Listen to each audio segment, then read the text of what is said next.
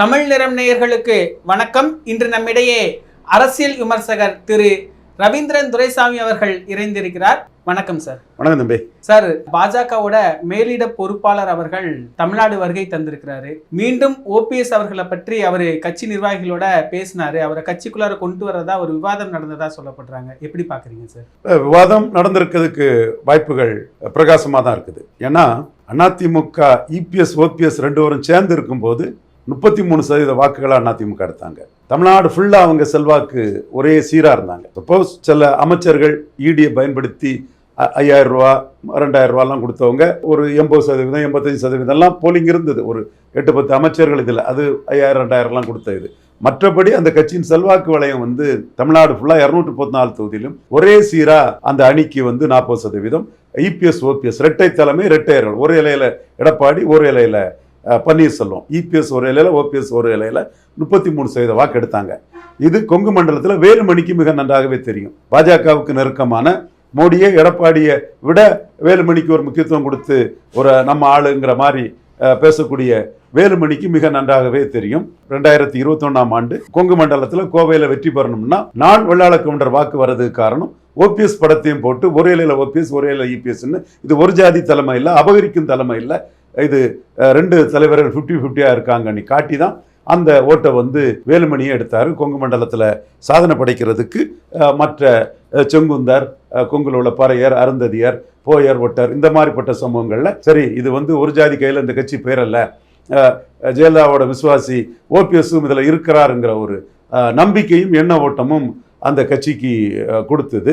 அதனால தான் 33% வாக்கு அதிமுக எடுக்க முடிஞ்சது. ஆனால் இன்னைக்கு ஓபிஎஸ் போனதும் 13% வாக்கு அதை இழந்துட்டு 13% வாக்கு அதை இழந்துட்டு தமிழ்நாடு ஃபுல்லாக ஒரே சீரான ஒரு கட்சியாட்டு அது இல்லை. சேலத்தில் 38, விழுப்புரத்தில் 36, சிதம்பரத்தில் 36 இப்படி இருக்கக்கூடிய இந்த கட்சி 10.5 வன்னியர்கள் ஆதரவுலையும் பாமகவே இந்த 3 இடத்திலையும் பாமக அணியும் டெபாசிட் இழக்க செய்து செல்வாக்கான ஒரு வன்னியர் பெருந்தலைவராக இருக்கக்கூடிய எடப்பாடி பழனிசாமிக்கு முக்குலத்தோர் பெல்ட்டில் ஓட்டு இல்லை. திருநெல்வேலியில் 8%, ராமநாதபுரத்தில் 9%, தேனியில் 13%, மதுரையில் 3வது போயிட்டு. இத்தனைக்கும் கன்னியாகுமரியிலையும் ஜெயலலிதா அம்மையார் உயிரோடு இருக்கும் போது நோட்டாவுக்கு கீழே போன நாம் தமிழருக்கு கீழே 4வது போயிட்டாப்ல. விளவங்கோடு இடைத்தேர்தலையும் நாம் தமிழருக்கு கீழே 4வது போயிட்டாப்ல. கன்னியாகுமரி மக்களவை தொகுதியிலும் நாம் தமிழருக்கு கீழே 4வது போயிட்டாப்ல. அதிமுக ஆட்சிக்கு முத மக்கள் தலைவர் எம்ஜிஆர் கொண்டு வந்த புதுச்சேரியில் இந்த கட்சி நாம் தமிழருக்கு கீழே 4வது இடம் போயிட்டு. தேமுதிக, புதிய தமிழகம், முபாரக்கு, எஸ்டிபிஐ கூட்டணி இருந்தும் நாம் தமிழருக்கு வாக்க தான் இவங்க ரெட்டலை இருந்தும் பணம் செலவழிச்சும் எடுக்க முடிஞ்சிருக்குதுன்னா எடப்பாடி பழனிசாமிக்கு லீடர்ஷிப் பெருசாக அடிபட்டுச்சு. அப்போ அண்ணாமலை ஏரியா வைஸ் எடப்பாடி பழனிசாமிக்கு செல்வாக்கு வளையம் இவ்வளவுதான். பழைய ஜெயலலிதா காலத்து அதிமுக இல்லை, ரெட்டலை இல்லை இபிஎஸ் ஓபிஎஸ் இருந்த அதிமுக இல்லை, 13% சரிஞ்சிட்டு. சென்னையிலே 3வது போயிட்டு, இப்படி மத்திய சென்னையில் 3வது அவங்க அணி போயிட்டு, இப்படி எல்லா டீட்டெயிலையும் அண்ணாமலை பின்னர் டிப்ஸில் வச்சு கொடுத்த மாதிரி மைக்ரோ டீட்டெயில்ஸை மோடி, பிஎல் சந்தோஷ், நட்டா, அமித்ஷா எல்லா பாஜக முன்னணி தலைவர்களுக்கும் கொடுத்துட்டாப்புரு. அது என் போன்றவர்களும் அரவிந்த் மேனன், சுதாகர் ரெட்டி இவங்களுக்கு என் போன்றவர்களும் நாமளும் அதை கொடுத்துருக்கோம். மோடிக்கும் நாம இந்த டீட்டெயில்ஸை பிஎம்ஓவுக்கும் நாம கொடுத்துட்டோம். நமக்கு வேண்டிய ஐஏஎஸ் ஆஃபீஸர்ஸ் எல்லாம், ஐபிஎஸ் ஆஃபீஸர்ஸ் எல்லாம் அதை மோடி கிட்ட எக்ஸ்பிளைன் பண்ணிட்டாங்க. இது பழைய செல்வாக்கில் இல்லை எடப்பாடி பழனிசாமின்னு. அப்போ என்ன பார்க்குறாங்கன்னா ஓபிஎஸ் போனதுனால 13% ஓட்டு அடி வாங்கிட்டு, இந்த 13% ஓட்டு நாளைக்கு சட்டமன்ற தேர்தலில் என்டிஏக்கு வராமல் போச்சுன்னா என்டிஏ இங்கே படுதோல்வி அடையும். அதனால ஓபிஎஸ் ஒரு முக்கியமானவர். அவர் ராமநாதபுரத்தில் 1% தான் எடுத்திருக்கலாம், 1% கூட எடுக்கல.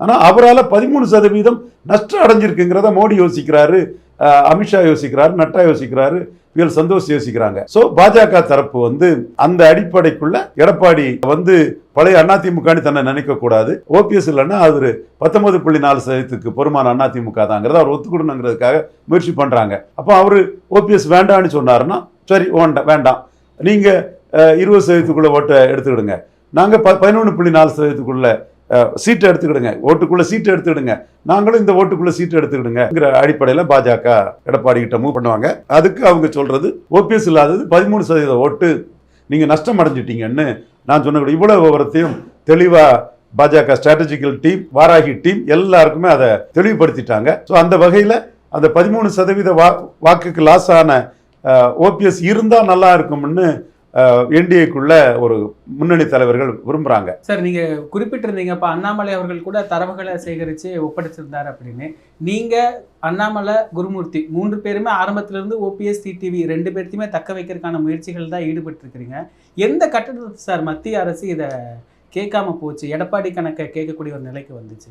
எடப்பாடி கணக்கை முழுமையாக கேட்குறாங்கன்னு நம்ம சொல்ல முடியாது. ஏன்னா நீங்கள் அதில் என்ன பார்க்கணும்னா, முதல்ல ராஜ்நாத் சிங் வந்து கலைஞர் நினைவிடத்துக்கு வந்தார், கலைஞருக்கு நாணய வெளியீட்டு விழாவுக்கு வந்தார். அதை நீங்கள் பார்த்துருப்பீங்க. அப்போ எடப்பாடி கூட்டணிக்குள்ளே இல்லை. அது பிறகு எடப்பாடி கூட்டணிக்குள்ளே வராரு. கூட்டணிக்குள்ளே வந்த பிறகும் கனிமொழி தான் ஃபாரின் டெலிகேஷனுக்கு அந்த இண்டோ பாக் வாரை பற்றி உலக நாடுகள்கிட்ட எக்ஸ்பிளைன் பண்ணுறதுக்கு அந்த டெலிகேஷன் ஹெட்டாட்டு கனிமொழியை தான் போடுறாங்க. அவங்க பின்னாடி ஒரு 8-10 மெம்பர்ஸ் இருக்காங்க. கனிமொழிக்கு வந்து ஒரு உயரிய இடத்தை ஸ்டாலினுக்கு ரெப்ரசன்டேட்டிவ்க்கு பிரதமர் கொடுக்குறாரு. ஆனால் அதே பிரதமர்கிட்ட ஒரு 7-8 பேரில் ஒருத்தராட்டு ஒரு மெம்பருக்கு, எனக்கும் ஒரு மெம்பர் வாய்ப்பு கொடுங்கன்னு சொல்லி தம்பித்துறை கேட்டு வாங்க வேண்டிய ஒரு சூழ்நிலை தான் இருக்குது. அப்போ அந்த அளவுக்கு ஒன்றும் எடப்பாடி பழனிசாமியை மோடி மதிக்கிறார் நம்ம சொல்ல முடியாது. இந்திய அரசாங்கம் மதிக்குதுன்னு நம்ம சொல்ல முடியாது. இப்போ கூட தூத்துக்குடி விமான விரிவாக்கம் இதுக்கெல்லாம் வந்து கனிமொழி வந்து அப்பாயின்மெண்ட் கேட்டால் உடனே அப்பாயின்மெண்ட் வந்து மோடி கிட்ட கிடைக்குது.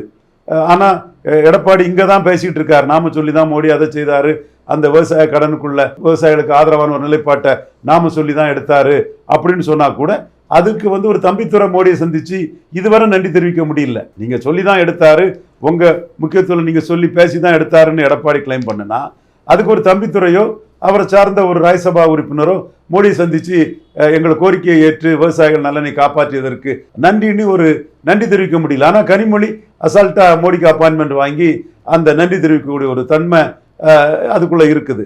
அப்போ எடப்பாடியை மோடி என்ன மதிக்கிறாரு? பெருசாக டெல்லியிலேருந்து பேசக்கூடியவங்க, தமிழ்நாட்டிலேருந்து பேசக்கூடிய நண்பர்கள், சகோதரர்கள், இதை சொல்லுங்கள். நீங்கள் எடப்பாடியை மோடி மதிக்கிறாரா? நீங்கள் வரிஞ்சு கட்டிக்கிட்டு ஆவுன்னு பேசக்கூடிய சகோதரர்கள் சொல்லுங்கள். எந்த சகோதரர்கள் பேரை நான் குறிப்பிட விரும்பல, சகோதரோடு சொல்லுங்க. அப்போ இல்லை, அப்போ நீங்கள் அந்த வித்தியாசம் உங்களுக்கு பார்க்கணும்ல. அப்போ என்ன ட்ரீட் பண்ணுறாங்க? திருச்சிக்கு மோடியை வரவேற்க எடப்பாடி வந்தார்.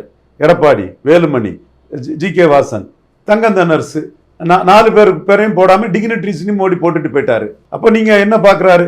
நீங்கள் வந்து 2024 மோடிக்கு வலது பக்கத்தில் இருந்துக்கிட்டு மோடி 3வது முறை பிரதமர் ஆவார், 330 சீட்டு ஜெயிப்பாருன்னு சொன்னீங்க.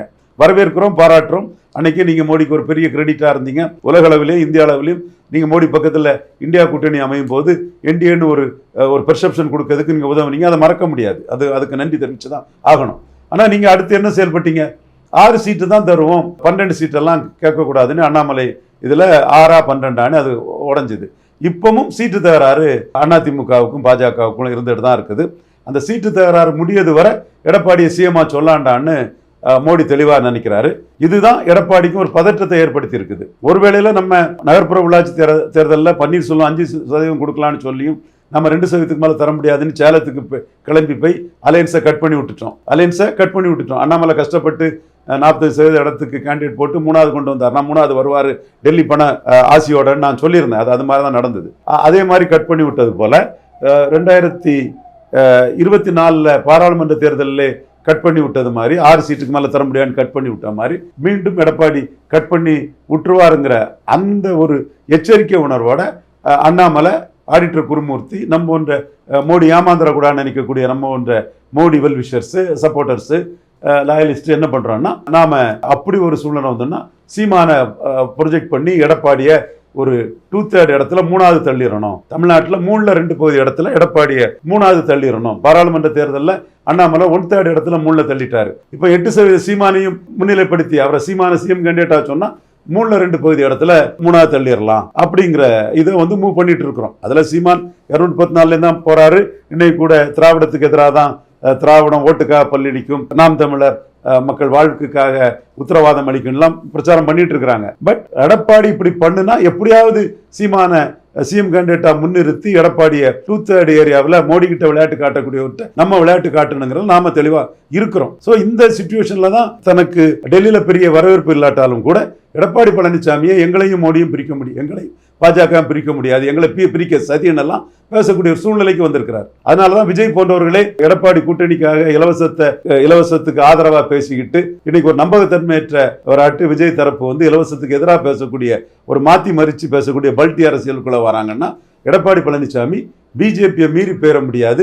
பிஜேபியை மீறி போனா அண்ணாமலை, ஆடிட்டர் குருமூர்த்தி, நம்ம ஆர்டி டீம் எல்லாம் இதுக்கு எதிரான ஒரு அணியை அண்ணாமலையோட முயற்சியில் அது நடந்துரும், அது எடப்பாடியை காவு வாங்கிறோங்கிறதுல எடப்பாடி வந்து அவமானப்படுத்தப்பட்டாலும் கனிமொழிக்கு அப்பாயின்மெண்ட் கொடுத்து தம்பித்துறைக்கு அப்பாயின்மெண்ட் இல்லைன்னாலும் அவர் வந்து அதை சகிச்சுக்கிட்டு பாஜக முக்கியம்னு இருக்கிறார். இதுதான் உண்மை நிலைமை. அதில் பாஜக சப்போர்ட்டர்ஸ் கொஞ்சம் வர அவருக்கு ஆதரவாளா கைக்குள்ள போட்டுக்கிட்டு தரவுகள் இல்லாம உண்மைக்கு மாறா பேசிட்டு இருக்காரு. நான் சொல்றது தரவு உண்மை சார். இப்போ வெட்ட வெளிச்சமாவே தெரியுது எடப்பாடி அவர்களால தென் மாவட்டங்கள்ல ஓபிஎஸ் இல்லாம ஜெயிக்க முடியாதுன்னு. அவர் என்ன கணக்கு வச்சிருக்காரு சார்? அவர் ஜெயிக்கணும்னு நினைக்கல, 2வது இடத்த தக்க வச்சுக்கிட்டா போதும்னு நினைக்கிறார். கலைஞர் 13 வருஷம் காத்திருந்தாருல, அதே மாதிரி 2வது இடத்தை தக்க வச்சுட்டா நமக்கு என்னைக்கானாலும் வாய்ப்பு வரும் அப்படின்னு நினைக்கிறாரு. 26 இல்லைன்னா 31 வாய்ப்பு வரும், 31 இல்லைன்னா அடுத்து என்னைக்கு சட்டமன்ற தேர்தல் வருதோ அந்த காலகட்டத்தில் வாய்ப்பு வரும்னு கலைஞர் 13 வருஷம் காத்திருந்தார் இல்லையா முதலமைச்சராகிறதுக்கு. அப்போ 2வது இடம் அவர் தக்க வச்சுக்கிட்டார். அதே மாதிரி 2வது இடத்த பாஜகவை பிடிச்சிட்டோம்னா நம்ம 19.4 இருக்கும், பாஜக 11.4, 2 பேரும் சேர்ந்தாலே 30, 31. இவர் வாசன் 1% இருக்கார், 32. மீதி எல்லாரும் சேர்ந்தாங்கன்னா ஒரு 35% வாக்கு பலம் வரும். ஒரு 25 to 30% வாக்கு எடுத்தாலும் இன்னொருத்தர் வந்து 25-30 எடுத்துட போறதில்லை. அப்போ 2வது இடம் எடப்பாடி பழனிசாமி தலைமையிலான அணிக்குன்னு ஆகி போகும். அதுல பிஜேபிக்கு குறைச்சி சீட்டு கொடுத்தாருன்னா 20%க்கும் மேல வந்துருவாரு. அப்ப நாம என்ன பாக்குறோம்னா அவர் ஆல்டர்னேட்டிவ்னு இருக்கிறதுக்கு தான் அரசியல் பண்றாரு. அவர் ஒரு பாஜகவுக்கு குறைஞ்ச சீட்டு கொடுத்து அவருக்கு வாக்கு வலிமை கூடிட்டுன்னா காங்கிரஸுக்கு நாளைக்கு 20-25%, 20-25 எண்ணிக்கையில சீட்டை ஆஃபர் பண்ணுவார்.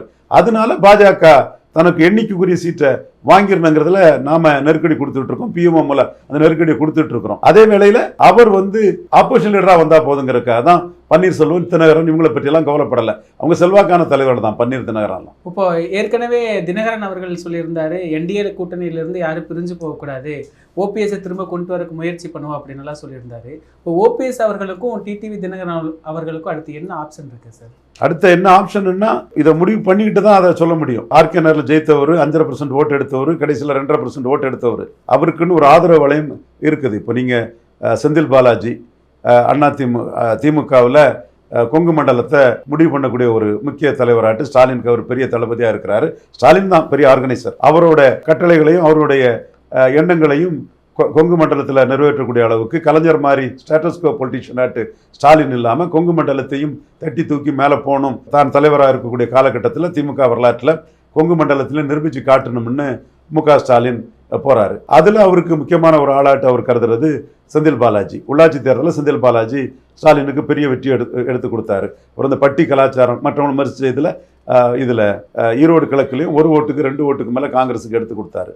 அப்போ அவர் போன்றவர்களே இப்போ என்ன ஃபீல் பண்ணுறாங்கன்னா தினகரனுக்கு கொங்கு மண்டலத்தில் சப்போர்ட்டர்ஸ் நிறைய இருக்கிறாங்க. அப்போ அவங்க திமுக சைடு வந்தால் அது தங்களுக்கு பெற்றா இருக்குன்னு வந்து நினைக்கக்கூடிய அளவுக்கு தினகரனும் இருக்கிறார். தினகரனுக்கு ஆள்பலம் இருக்கு. பார்க் கவுன்சில் வைஸ் சேர்மன் அவரெல்லாம் தினகரன் கூட ரொம்ப இதாக இருக்கக்கூடியவர் தான். தஞ்சை மண்டலத்திலையும் செல்வாக்கான ஒருத்தராட்டு இருக்கிறாரு. இந்த மாதிரி நிறைய செல்வாக்கானவங்க தினகரன் கூட இருக்கிறாங்க. உள்ளாட்சி தேர்தலில் தினகரன் நல்லா பெர்ஃபார்ம் பண்ணதுக்கும் காரணம் இந்த செகண்ட் லெவல் லீடர்ஸ் அவர்கிட்ட இருக்கிறது தான். ஸோ அவங்க எல்லாம் வந்து ஒன்றும் ஜீரோவாயிட்டாங்க, ஒன்றும் அவங்களுக்கு செல்வாக்கு இல்லைன்னு சொல்லதுக்கு இல்லை. ஓபிஎஸ்ஸை பொறுத்தவரை 4 எம்எல்ஏக்கள் இருக்காங்க. இமேஜ் வளையம் 13% வாக்கை 2021க்கு மேலே எடப்பாடிக்கு காலி பண்ணியிருக்கிறாரு. ஸோ அவங்களுக்குள்ள டிமாண்டும் அவங்களுக்குள்ள முக்கியத்துவமும் அரசியல் அரங்கத்தில் இருக்கத்தான் செய்யும். அரசியலில் எப்படி முக்கியத்துவம் வருது, எந்த ரூபத்தில் வருதுங்கிறத நம்ம இன்னும் 6 மாதத்தில் தான் அதை அறுதிவிட்டு உறுதியாக கூற முடியும். இப்போ தினகரன் அவர்களும் திமுக பக்கம் போகிறதுக்கு வாய்ப்பு இருக்குங்களா சார்? தினகரன் திமுக பக்கம் போகிறதுக்கு வாய்ப்பு இருக்குதுன்னு சொன்னால் ஓபிஎஸ் அளவுக்கு தினகரனுக்கு வாய்ப்பு இருக்கிற மாதிரி இந்திய சூழ்நிலை நம்ம சொல்ல முடியல. ஓபிஎஸ் பார்த்துட்டு வந்துட்டாரு. அதனால அவருக்கு பல ஆப்ஷனில் திமுக ஆப்ஷன் அவருக்கு ஒன்று பிரதானமாக இருக்குது. தினகரனுக்கு திமுக ஆப்ஷன் வந்து இன்னும் டோர் திறக்கல. திறந்தா நம்ம அது தெளிவாக சொல்லிடுறோம். இப்போ ஓபிஎஸ் அவர்கள் திரும்ப பாஜக பக்கத்தில் வந்தா முக்குலத்தோர் அவங்கள மதிப்பாங்களா சார்? அது ஓபிஎஸ் நல்லாவே புரிஞ்சிருக்கிறாரு. இப்போ வெளியேறினதான் அவருக்கு பெரிய இம்பார்ட்டன்ஸ். இப்போ பாஜக எதிர்ப்பாளர்கள் அவரை தூக்கி கொண்டாடுறான். திராவிட கழகம், தமிழ் தேசியம், கிறிஸ்தவ முஸ்லீம் இவெல்லாம் இப்போ ஓபிஎஸ் கொண்டாடுறான். ஏன்னா பாஜக விட்டு நான் உறவை அறுத்து கொண்டேன், வெளியேறுகிறேன், என்டிஏ விட்டு வெளியேறுகிறேன்னு அவர் சொன்னதுல அவன்லாம் ரொம்ப புகழ்றான். ஊடகத்துலலாம் இன்னைக்கு ஓபிஎஸ் வந்து பெரிய அளவுக்கு போற்றி பார்க்கப்படுவதற்கும் முக்குலத்தோர் சமுதாயம் நல்ல முடிவு தான். இவர் எடப்பாடியும் அவரை காலி பண்ண பார்க்குறாப்புல, டெல்லியும் அதுக்கு துணை நிற்கலான்னா ஐயா என்ன செய்வாருன்னு அவங்க சொல்லக்கூடிய சூழ்நிலையிலும் இவர் ஒரு அறிக்கை விட்டு அந்த அறிக்கை கண்டுகொள்ளப்படாத ஒரு சூழ்நிலையும் அவருக்கு ஒரு பெரிய அனுதாபம் வந்தது. அந்த அனுதாபத்தை ஒரு கேரண்டி இல்லாமல் அவர் கெடுத்துவிட மாட்டார். அப்படி அவர் மீண்டும் என்டிஏக்குள்ளே வரணும்னா முக்குலத்தோரோட உணர்வை மதிச்சு டெல்டா போய் தான் திருச்சி, தஞ்சாவூர், மயிலாடுதுறை, நாகப்பட்டினம், அப்படியே Madurai, Sivaganga, Dindigul, Ramanathapuram, Theni Virudhunagar, Tenkasi, Tirunelveli, northern side, Thoothukudi northern side, இங்கெல்லாம் வந்து இதில் ஒரு 50, அதில் ஒரு 25, 75, அப்புறம் மைக்ரேட்டட் முக்குலத்தோர், கோயம்புத்தூர், போரூர் அந்த சைடு அகமுடையார்கள் அங்கே கொஞ்சம் அதிக அளவில் இருப்பாங்க.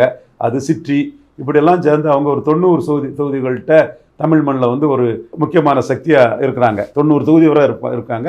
அடர்த்தியாக அப்பர் சவுத்தும் டெல்டாவும் இருப்பாங்க. சிதம்பரத்தில் கூட வாண்டையார், மாரியப்பா வாண்டையார், ஸ்ரீதர் வாண்டையார், இவங்க கூட அங்கே கூட ஒரு சக்திங்கிற அளவுக்கு வாக்குப்பலம் அவங்களுக்கு இருக்குது. ஸோ இன்னைக்கு அந்த கம்யூனிட்டி ஓபிஎஸ் அந்த கம்யூனிட்டியில் சீஃப் மினிஸ்டராக இருந்தவர், அதிமுக இரட்டை தலைமையில் பிரதான ஒருங்கிணைப்பாளராக இருந்தவர், ஜெயலலிதாவின் நம்பிக்கைக்குரியவராக இருந்தவர், ஒரு முகமாட்டு ஓபிஎஸ் தெரிகிறாரு. அப்போ அந்த சமூகம் என்ன இதை சொல்லும்னா, ஓபிஎஸ் மீண்டும் என்டிஏக்குள்ளே போகணும்னு சொன்னால் என்டிஏயோட சிஎம் கேண்டிடேட்டாட்டு எடப்பாடி பழனிசாமி இருக்கக்கூடாது. சமயத்தில் கூட மோடியை பிஎம் கேண்டிடேட்டாக ப்ரொஜெக்ட் பண்ண ஆடிட்டர் குருமூர்த்தியை சந்தித்த ஒரு முக்கிய பாஜக தலைவர்கிட்ட ஸ்டாலினை தோக்கடிக்கிறதுக்கு என்டிஏக்குள்ள தலைவர்கள் யாரும் இல்லைங்கிற ஒரு வேதனையை அவர் சொல்லியிருக்காருங்கிற ஒரு எண்ண ஓட்டமும் போய்கிட்டு இருக்குது. அப்போ முக்குலத்தோர் சமுதாயமும் என்டிஏக்குள்ள ஓபிஎஸ் வேணும்னா 13% வாக்கை காலி பண்ணின ஓபிஎஸ் வந்து என்டிஏக்குள்ள வேணும்னா எடப்பாடி பழனிசாமி சிஎம் கேண்டிடேட்டாக இருக்கக்கூடாதுங்கிற கருத்தை அவங்க முன்வைக்கிறதுக்கு வாய்ப்பு இருக்குது. எந்த கேரண்டியும் இல்லாமல் ஒன்றும் இல்லாமல் எடப்பாடியை நம்பியெல்லாம் ஓபிஎஸ் வந்து என்டிஏக்குள்ளே போக மாட்டார். அது தற்கொலைக்கு சமம்னு அவருக்கு தெரியும். இப்போ மீண்டும் வரக்கு வாய்ப்பு இல்லை, என்டிஏக்குள்ளார் அப்படிதான் எடுத்துக்கலாம். கண்டிஷனோட வரலாம், வாய்ப்பு இல்லைன்னு எடுத்துக்கலாம். அந்த கண்டிஷனுக்கு எடப்பாடியும் ஒத்துக்க மாட்டார்ல. 20% வாக்கை கையில் வச்சுட்டு இருக்கிறவர் தன்னை தவிர இன்னொருத்தர சிஎம் சொன்னாதான் ஸ்டாலினுக்கு போட்டி கொடுக்க முடியும்னா, நான் ஸ்டாலினுக்கு அடுத்தபடியா நான் தான் பெரிய தலைவர், என் தலைமையில் வாங்கினு தானே சொல்லுவார். அவருக்கு முக்குலத்தோர் எதிர்ப்பு இருக்குங்கிறதும் வெள்ளாள கவுண்டர் எதிர்ப்பு இருக்குங்கிறதும் 10.5% ஜாதிவாரி கணக்கெடுப்பு நடத்தாம இவரும் சட்ட அமைச்சர் சிவி சண்முகமும் எடுத்தேன் கவிழ்த்தோம்னு கொடுத்ததுக்கும் வந்து வன்னியர் அல்லாதவர்கள் எதிர்ப்பு இருக்குங்கிறத அவர் ஒத்துக்க மாட்டார்ல. மீண்டும் அந்த இவங்கெல்லாம் எதிர்த்து ஓட்டு போட்டு தோத்தம் பிறகு தானே அவருக்கு அதை ரியலைஸ் பண்ணுவார். அதுவரை அவர் ரெட்டையில எம்ஜிஆர் எல்லாம் அங்கே பழைய அதிமுக பாராளுமன்றம் வேற சட்டமன்றம் வேறன்னு அவருக்கு கதையை தானே விட்டுட்டு இருப்பார். ஆட்களை வச்சுட்டு அவருக்குன்னு உள்ள ஆட்களை வச்சுக்கிட்டு அதை தானே விட்டுட்டு இருப்பார். அதனால் அவர் சம்மதிப்பார் நம்ம எதிர்பார்க்க முடியாது. இப்போ நீங்கள் முன்னமே குறிப்பிட்டிருந்தீங்க எடப்பாடி அவர்களுக்கு ஜெயிக்கிற எண்ணம் கிடையாது அப்படின்னா. இப்போ ஓபிஎஸ் டிடிவி கூட்டணிக்குள்ளார இல்லை அப்படின்னா ஜெயிக்கிறதுக்கான வாய்ப்பு குறைவு. இது பிஎம்ஓ எப்படி பார்க்குது சார்? பிஎம்ஓ பொறுத்தவரையில் வந்து எடப்பாடி கிட்ட ஏமாந்துடக்கூடாதுங்கிறதுல தான் முழு கவனம் செலுத்துறாங்க. 2 முறை ஏமாத்திட்டாரு. ஒருக்கா தமிழிசை அம்மையார்லாம் ஏமாத்தி தென்சென்னையே தமிழிசை அம்மையார் கொடுக்காம அந்த அம்மையார் பாவம் ஏமாந்து போனாங்க. அவங்க ஒரு மாநில தலைவராக இருந்து தென்சென்னை வாங்க முடியல. நயினாரும் அப்படி இருக்கக்கூடாதுன்னு தான் சோதரர் நயினாரை நம்ம அலர்ட் பண்றோம். மற்றபடி நயினார்கிட்ட நம்ம பாஜகவுக்குள்ள உரிய சீட்டை வாங்கணுங்கிற இந்த எதிர்பார்ப்புல தான் நயினாரை பற்றி நம்ம பேசிட்டு இருக்கோமே தவிர வேற எதுவும் இல்லை. அப்போ அவங்கள வந்து தூத்துக்குடிக்கே பேக் பண்ணி அனுப்பிட்டாரு. அதே மாதிரி எல்முருகன், அவருக்கு 20 சீட்டோட எல்முருகன் நிறுத்திட்டாரு. அந்த மாதிரி நயினார் ஏமாந்துடக்கூடாதுங்கனால தான் 1 தடவைக்கு 3 தடவை சொல்கிறோம். இப்போ PL சந்தோஷ் கூட அந்த இடத்த நயினார்ட்டு கொஞ்சம் அலர்ட் பண்ணியிருக்கதா தான் நமக்கு வரக்கூடிய தகவல்கள் தெரிவிக்குது. இப்போ பிரதமர் மோடியுடைய தமிழகம் வருகையில் என்ன மாதிரியான மாற்றங்கள் எதிர்பார்க்கலாம் சார் ஓபிஎஸ் அவர்களுடைய என்டிஏ கூட்டணியில்? உடனே எந்த மாற்றமும் எதிர்பார்க்க முடியாது. ஏன்னா இப்போ உடனே ஓபிஎஸ் வந்து செங்கோட்டையனை கூட சிஎம்மா சொல்லுங்கன்னு சொல்லுவார். அதை இபிஎஸ் ஒத்துக்க மாட்டாரு. ஸோ அப்படிப்பட்ட டைமில் உடனே இந்த மாற்றம் வந்துடாது. தேர்தல் நெருக்கத்தில் பார்க்கலாம். தற்கால அரசியலில் நிலவும் பல தகவல்களை பகிர்ந்து கொண்டதுக்கு நன்றி சார். நன்றி.